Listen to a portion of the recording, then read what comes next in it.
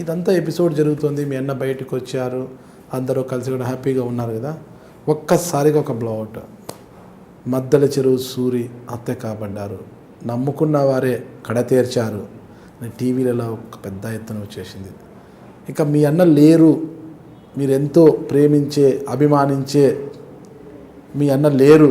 ఎంతకాలం అయితే మీరు కష్టపడి కోర్టుల చుట్టూ తిరిగి మీ అన్నకి బెయిల్ తీసుకొచ్చారు, అంతకాలం కూడా మీ అన్న జీవించకుండానే చనిపోయాడు అన్న వార్త తెలియగానే మీకు ఏమనిపించింది? అప్పుడు మీరు ఎక్కడున్నారు? ఆ రోజు ఇంట్లోనే ఉన్నామన్నా.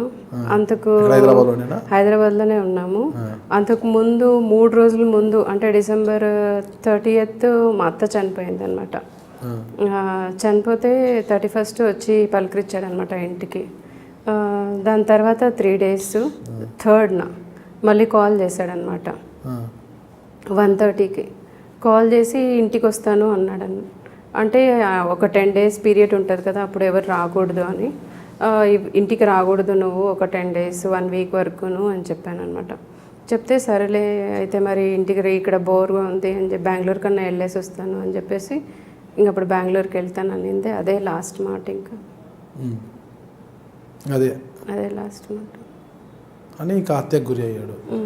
మీ అన్న చనిపోయాడు అన్నప్పుడు మీరు ఇంట్లో ఉన్నారు, ఎంతసేపటికి అక్కడ చేరుకున్నారు? మీ అన్న చనిపోయింది ఎక్కడ? ఇది యూసఫ్ కూడా అక్కడ కార్లో వెళ్తున్నప్పుడు. ఎక్కడికి వెళ్తున్నారు ఆ రోజు వాళ్ళు? బెంగళూరుకి వెళ్తున్నాడు అని చెప్పాడు అన్న. బెంగళూరుకి వెళ్తున్నాడు అని చెప్పాడు. ఇక అప్పుడు ఎయిర్పోర్ట్కి వెళ్తున్నారో మరి ఎటు వెళ్తున్నారో తెలీదు. కార్లో ఉండడం అయితే బాను ఉన్నాడు, అన్న ముందర కూర్చున్నాడు, వెనక మధు అనేవాడు ఉన్నాడు. డ్రైవింగ్లో మధు ఉన్నాడు, వెనక బాను ఉన్నాడు, అన్న ఫ్రంట్ సీట్లో ఉన్నాడు, ఇలా అన్న వెనకే వీడు బాను ఉన్నాడు. అంటే ఇద్దరిని తీసుకెళ్తున్నాడు బెంగళూరుకి? ఇద్దరిని తీసుకెళ్తాను. బాను ఒకడే చంపారని భావిస్తున్నారు, దాంట్లో మధు హస్తం కూడా ఉందనుకుంటున్నారు. బాను ఒకడే చంపినాడు అన్న. బాను ఒకడే చంపాడు. అడిగారా మీరు ఎప్పుడైనా వెళ్ళి ఎందుకు బాను చంపమైందని? అసలు ఎదురుపడలేదన్న ఎప్పుడు. ఇప్పుడు మీరు జైలుకి వెళ్ళి కూడా ఏదైనా ములాఖాతులు కలిసి ఎందుకు బాను మా అన్నని చంపావు? ఇందుకు ఇంకా కలిసి మొహం చూసేంత ఓపిక లేదన్న నాలో, అంత సహనం లేదు నాకు. చూస్తే ఏం చేస్తారు? కొన్ని ప్రశ్నలకు సమాధానం ఉండదు. అంతేనంటారా? సూరి చెల్లెళ్ళకి సమాధానం లేని ప్రశ్నలు ఉన్నాయంటారా? కాలమే నిర్ణయిస్తుందన్న. ఓకే, మీరు వెళ్ళినప్పుడు మీ అన్న ఏ పరిస్థితుల్లో ఉన్నారు?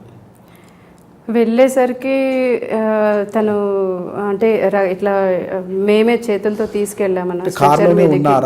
కార్లో లేదన్న, కార్లో నుంచి తీసుకెళ్లారనమాట. స్ట్రెచర్ హాస్పిటల్కి తీసుకెళ్ళారు. ఎక్కడ కాల్చారు అసలు? ఇక్కడ మెడ దగ్గర అక్కడ ఒకటే ఉంది అంతే, ఇంకేం లేదు. అక్కడ ఒకటే అంటే కిరణ్ వెళ్ళిపోయాడు అప్పటికి, బాని కిరణ్ వెళ్ళిపోయాడు కాల్ చేసి. వీడొకడు ఉన్నాడు అన్న మధు. వాడు బనియన్ మీద అంతా బ్లడ్ ఉంది, వాడొకడే ఉన్నాడు ఇంకంతే. అన్నను మాత్రం హాస్పిటల్లో. ఏమన్నాడు మధు అప్పుడు మీరు వెళ్తే? మేము వెళ్ళేసరికి కూడా పోలీసు వాళ్ళు తీసుకున్నారన్న. లేడు అప్పుడు, మేము వెళ్ళేసరికి లేడు. అన్న చనిపోయి ఉన్నాడు. అన్న చనిపోయాడు. అప్పుడు కూడా చనిపోయినాడని చెప్పలేదన్న. వీడు మధు పద్మక్క అనే ఆమె ఉంది అనమాట, అంటే అన్న వాళ్ళకి చైల్డ్హుడ్ ఫ్రెండ్, అనంతపురం వాసి. ఆమెకు కాల్ చేశాడనమాట. అక్క ఇలా అన్నని చంపేశాడు, నాకు భయంగా ఉంది అని ఆమెకు చెప్పాడనమాట. ఆమె మళ్ళీ నాకు కాల్ చేసింది వెంటనే, హేమ ఇట్లా మధు ఇట్లా అంటున్నాడు, నాకు భయంగా ఉంది అని చెప్పేసి.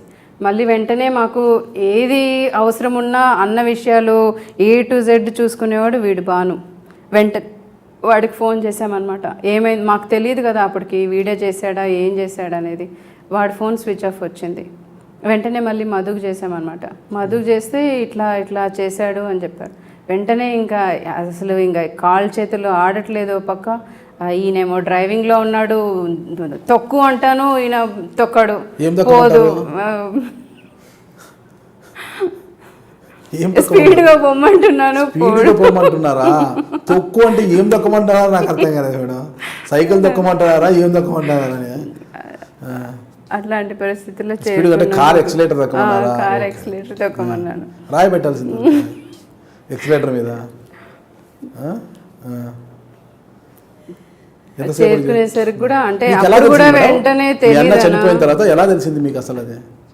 అదే ఈమె ఫోన్ చేసిందనా, అంతే. అంతవరకు మీకు తెలీదనా? అసలు చాలా గ్యాప్ కూడా లేదు కదా.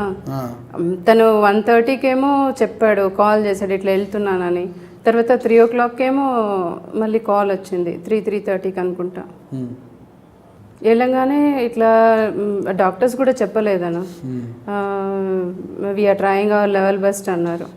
అదే ఆశతో, చిన్న ఆశ అయినా ఉండింది అసలు. మీరు పోయినప్పుడు ఇంకా ఊపిరి ఉండిందా మీ అన్నకు? లేదన్న, వాళ్ళు ఊరికే అలా చెప్పారు అంతే.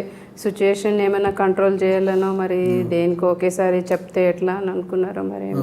వాళ్ళైతే రివీల్ చేయలేదు అప్పుడు అన్న చనిపోయారని.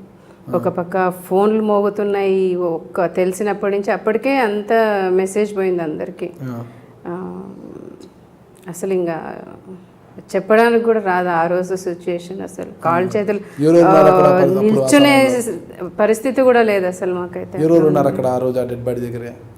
నేను మా హస్బెండే ఉన్నామన్న. మొత్తం రాత్రి మార్నింగ్ మార్చరీకి తీసుకెళ్ళేంత వరకు ఉన్నాం. కొద్దిసేపటికి సుధీర్ వచ్చాడు అనమాట. అంటే మీ వదిన గారు ఎప్పటికి వచ్చారు అప్పటికి? తను బెంగళూరులో షిరిడీకేమో వెళ్ళి వస్తుంటారు. మార్నింగ్ వచ్చారు తను.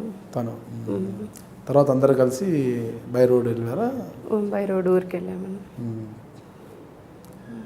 అసలు అంత తొందరగా ఇన్ని చూస్తామని అయితే నేను ఎక్స్పెక్ట్ చేయలేదన్న. అట్లా ఏమాత్రము చిన్న అనుమానం ఉండినా కూడా బెయిల్ రావాలని కూడా కోరుకునేదాన్ని కాదేమో.